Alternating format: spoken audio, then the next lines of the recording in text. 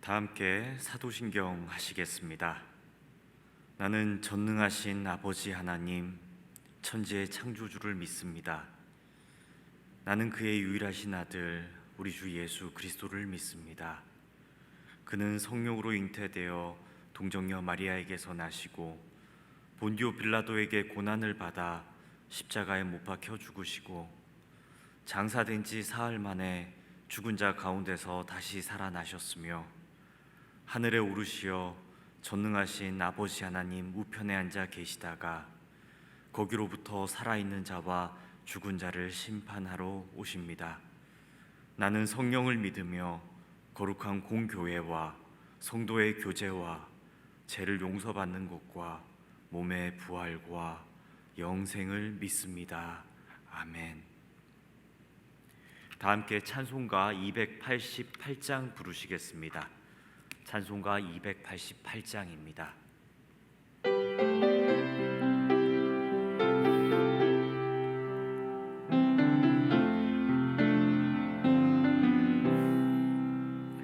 예수를 나의 구주 삼고 성령과 피로써 거듭나니 이 세상에서 내 영혼이 하늘의 영광 누리도다. 이것이 나의 간증이요 이것이 나의 찬송일세. 나 사는 동안 끊임없이 구주를 찬송하리로다. 온전히 주께 맡긴 내 영, 사랑의 음성을 듣는 중에 천사들 왕래하는 것과 하늘의 영광 보리로다. 이것이 나의 간증이요 이것이 나의 찬송일세. 나 사는 동안 끊임없이 구주를 찬송하리로다. 주 안에 기쁨 누림으로 마음의 풍랑이 잔잔하니 세상과 나는 간 곳 없고 구속한 주만 보이도다. 이것이 나의 간증이요 이것이 나의 찬송일세. 나 사는 동안 끊임없이 구주를 찬송하리로다.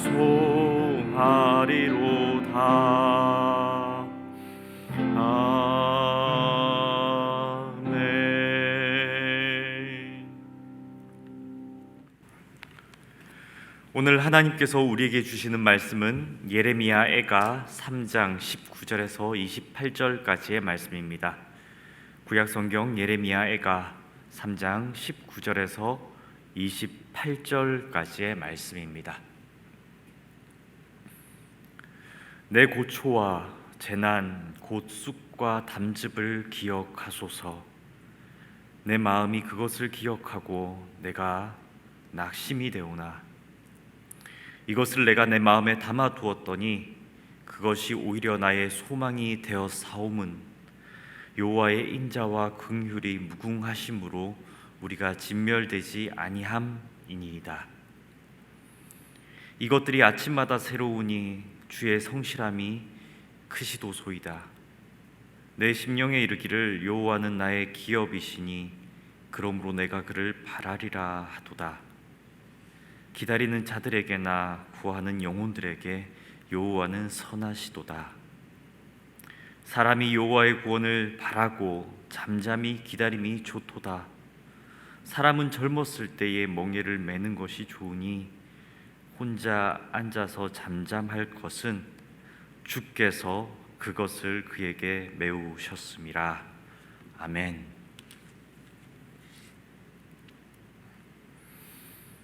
믿음이 좋은 하나님의 사람들 가운데서도 예상외로 고통스러운 인생을 사시는 분들이 많이 계십니다.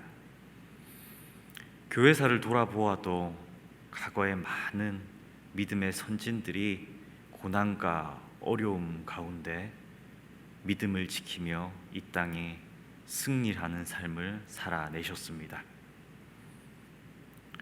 목회자로 교회를 섬기면서 신방을 많이 다닙니다. 하나님을 믿기에 받은 은혜를 나누는 경우들도 많이 있지만 또 어떤 경우는 너무나도 기구한 삶의 간증을 말씀하시는 성도님들과 함께 눈물을 흘리는 때도 많이 있습니다. 왜 믿음이 좋은 이들에게 고통스러운 일들이 일어나는 것일까요? 그 해답은 어쩌면 짧은 생의 연수로서는 알 수 없는 삶의 미스터리 중에 하나일 수 있고, 하나님만이 아시는 분명한 숨은 뜻이 있으리라 생각됩니다. 인간에게 주어지는 고통이라는 개념은 각기 그 정도가 다를 수가 있습니다. 국어사전을 보면 고통을 이렇게 정의합니다. 몸이나 마음의 괴로움. 그렇게 고통은 사람마다 다 다를 수 있습니다. 의학자들의 연구를 보면 몸의 통증을 느끼는 데 있어서 흑인이 백인보다 통증을 더 잘 느낀다고 합니다. 또 심리학자들의 연구에 따르면 일조량이 적은 곳에 사는 사람들이 일조량을 많이 받는 곳에 사는 사람들보다 감성적으로 슬픔을 더욱 쉽게 느낀다고 합니다. 이렇듯 같은 고통이라도 사람마다 그 반응이 다를 수 있기 때문에 어떤 이는 밤새 끙끙 앓는 고통일 수 있는 문제가 또 어떤 이에게는 대수롭지 않은 일로 치부될 수 있음도 우리는 염두에 두어야겠습니다. 그러나 분명한 사실 하나가 있는데, 분명한 것은 이 땅을 살아가는 어떤 사람도 고난과 고통이 없는 삶을 사는 사람은 없다는 것입니다. 모든 것을 다 가진 것 같아 보이던 유명인의 갑작스러운 자살 소식, 우울증에 대한 뉴스는 이를 경험적으로 보여줍니다. 또 성경은 욥기 14장 1절에 여인에게서 태어난 사람은 생애가 짧고 걱정이 가득하며 라고 우리에게 가르쳐 줍니다. 이처럼 성도들에게 있어서도 생의 고통은 피할 수 없는 것이라고 가르쳐 줍니다. 오늘 본문의 주인공인 예레미야 선지자 역시 역사상 큰 고통을 경험한 사람 중에 한 분이십니다.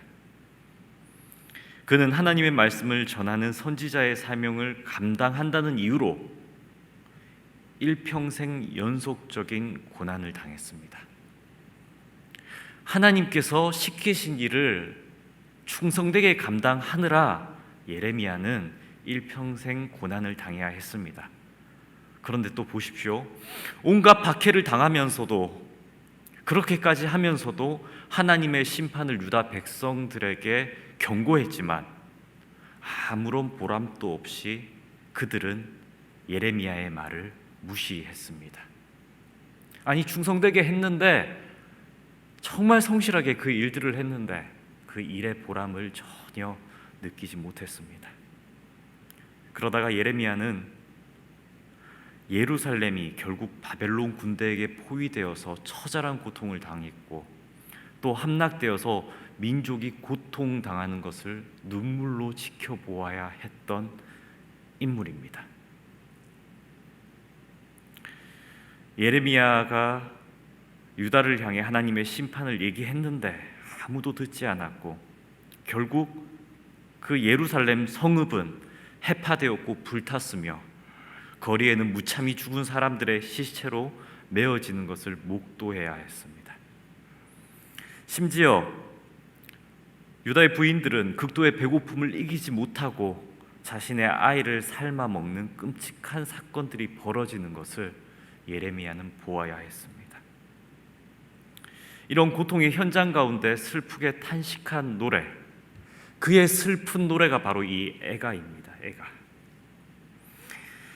자신의 개인적인 고통을 넘어서서 민족의 고통을 통탄한 선지자, 그가 바로 눈물의 선지자로 불리우는 예레미야입니다. 그래서 이 예레미야 애가를 읽노라면 어쩌면 우리가 일상에서 겪는 고통은 오히려 그 정도가 한없이 낮아 보이기도 합니다. 예레미야는 자신의 고통을 오늘 본문 19절과 20절에 이렇게 말합니다. 내 고초와 재난 곧 쑥과 담즙을 기억하소서. 내 마음이 그것을 기억하고 내가 낙심되오나. 고통스러운 상황, 고통스러운 자신의 이러한 모든 일들이 주는 것이 예레미야가 고백하는 것 같이 낙심하는 마음을 갖게 한다, 이렇게 고백합니다. 고통을 받으면 절망해버리는 약한 마음을 예레미야는 하나님께 토로하고 있습니다. 우리 역시 예레미야와 같은 고백을 토로합니다. 하지만 고통을 당하면 고통당하는 그것이 불행한 것이라고 여기는 우리의 시각, 고통은 곧 불행이라는 우리의 시각을 한번 돌아보길 원합니다. 다시 한번 이렇게 상황들을 보면 이 땅을 살아가면서 어떤 아픔도 없길 바라고 실패도 없는 천하무적 백전무패의 삶을 꿈꾸는 사람들이 많이 있습니다. 하나님을 믿기 때문에 어떤 눈물도 흘릴 수 없다고 생각하는 신자들이 많습니다. 그저 만사 형통으로 모든 일이 잘 되기만을 바라는 사람들이 많이 있습니다. 그런데 이런 사고방식이 굳어지면 자신이 어려움을 당할 때 설령 조그만한 고통이 찾아와도 자신은 불행한 사람이라고 치부해버리게 됩니다. 믿는 이들 중에서도 고통의 기간이 조금만 길어져도 믿음을 의심하고 자신은 하나님이 버린 사람이라고 여기기가 쉽습니다. 그래서 고통은 불행한 것이라고 생각하는 이 조급한 사고방식을 하나님을 믿는 우리들은 경계하여야겠습니다. 성경은 우리에게 이미 우리가 살아가는 세상에 대해서 가르쳐 주었습니다. 전도서 2장 23절에 보면 솔로몬은 이 세상을 일컬어서 일평생 근심과 수고로 얼룩진 슬픔의 현장이라고 했습니다. 역사상 가장 부유한 왕이었던 그 솔로몬이 세상 살아가는 이 모든 세상살이를 희극이 아닌 비극이라고 말했습니다. 또 로마서 8장 22절을 보면 피조물이 다 이제까지 함께 탄식하며 함께 고통을 겪고 있는 것을 우리가 아느니라, 이렇게 말씀하는데, 즉 바울 사도 역시도 이 세상을 피조물이 함께 탄식하며 고통하는 곳이라고 정의한 것입니다. 우리가 살아가는 이 세상은 원래부터 죄로 오염되어 어쩔 수 없이 고통하고 탄식하는 현장일 수밖에 없습니다. 이런 세상을 살아가면서 아무 걱정 없이, 아무 고통 없이, 어떠한 슬픔 없이 살아야겠다고 생각하는 것이 이상한 것이지 않겠습니까? 그러니 이 땅에 태어나서 해가 거듭거듭 지날수록, 그래서 우리의 육신이 새하여지면 질수록 걱정과 염려, 아픔과 고통이 많아지는 것이 인간의 슬픈 인생사입니다. 그런데 아무도 벗어날 수 없는 이 비극의 수레바퀴 가운데 우리 주님은 우리를 찾아오셨습니다. 하나님을 믿기 때문에 만사 형통하는 기적이 매일매일 발생하는 것은 아닙니다. 하지만 분명한 것은 하나님을 만난 우리는 우리에게 주어지는 고통이 전부가 아니라는 것을 깨달을 수 있습니다. 우리를 둘러싼 고통에 우리의 마음이 빼앗기는 것이 아니라는 것입니다. 갑작스러운 질병, 안타까운 사고, 피할 수 없는 사건에 우리가 휘말린다 하더라도 그대로 우리의 인생이 끝나는 것이 아님을 주님을 믿기 때문에 아는 존재가 되었다는 말씀입니다. 우리는 하나님을 만났기에 모든 상황 가운데에서 삶의 소망을 발견할 수 있습니다. 예레미야 선지자는 자신의 고통 이면에 모든 것을 지켜보고 계시는 주님을 그의 애가 3장 19절에서 25절에 이렇게 노래합니다. 공동 번역인 성경인데 제가 봉독해 드리겠습니다. 내 고통과 내 불안을 생각함은 쓴 흰쑥과 독초와 같은데도 내 영혼은 생각을 거듭하며 안에서 녹아내리네. 하지만 이것을 내 마음에 새겨 나는 희망하네. 주님의 자애는 다함이 없고 그분의 자비는 끝이 없어. 아침마다 새롭다네. 당신의 신의는 크기도 합니다. 주님은 나의 목, 그래서 나 그분께 희망을 두네 하고 내 영혼은 말하네. 당신을 바라는 이에게, 당신을 찾는 영혼에게 주님은 좋으신 분. 예레미야 선지자는 자신의 고통, 그 너머에 계신 하나님을 보라고 우리에게 가르쳐 줍니다.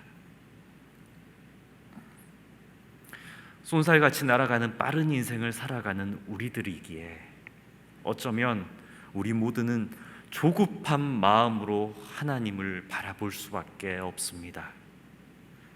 그래서 우리는 순간순간의 고통을 슬픔과 불행으로 여기는 존재일 수 있습니다. 하지만 하나님께서는 그 모든 고통의 순간을 우리와 함께하는 분이십니다. 우리를 사랑하신 하나님께서는 우리를 죽기까지 사랑하사 그의 아들 독생자까지도 우리를 위해 희생하신 분이십니다.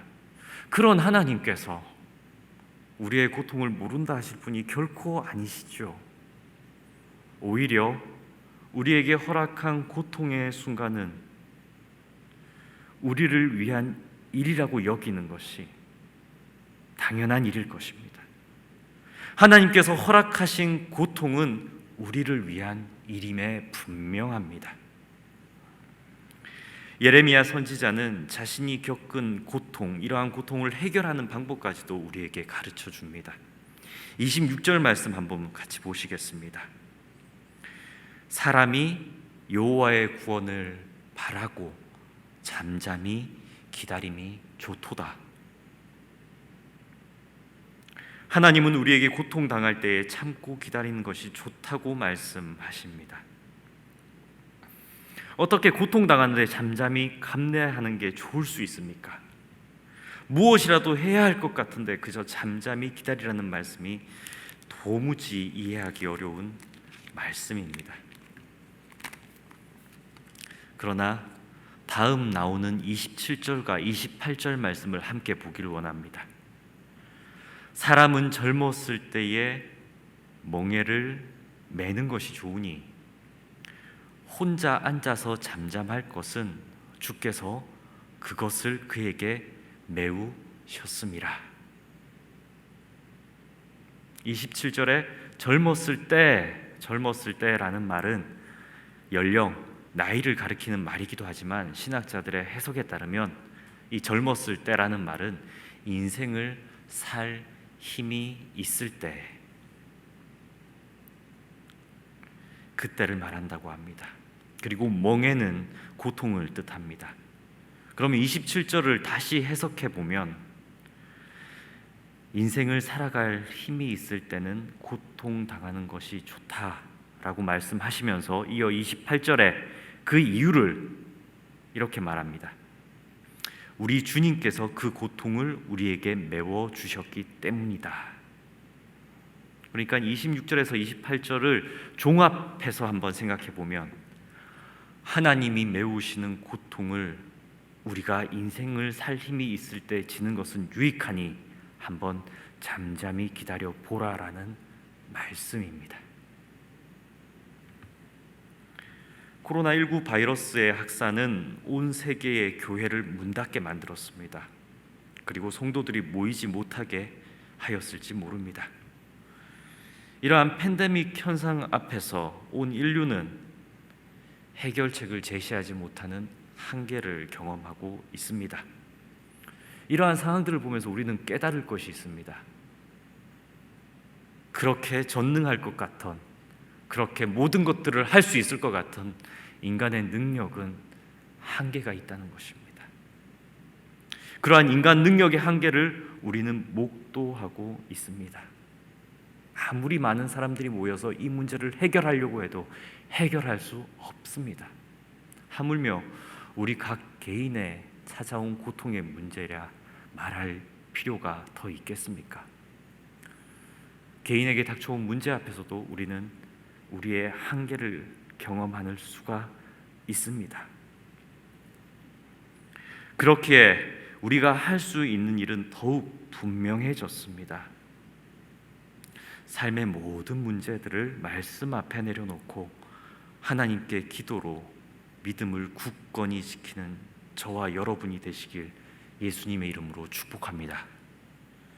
시간이 조금 더 흐르면 분명 하나님께서 고통의 시간의 이유를 우리에게 선하게 깨닫게 하시리라 확신합니다. 기도하시겠습니다. 수고하고 무거운 짐진 자들아 다 내게로 오라. 내가 너희를 쉬게 하리라.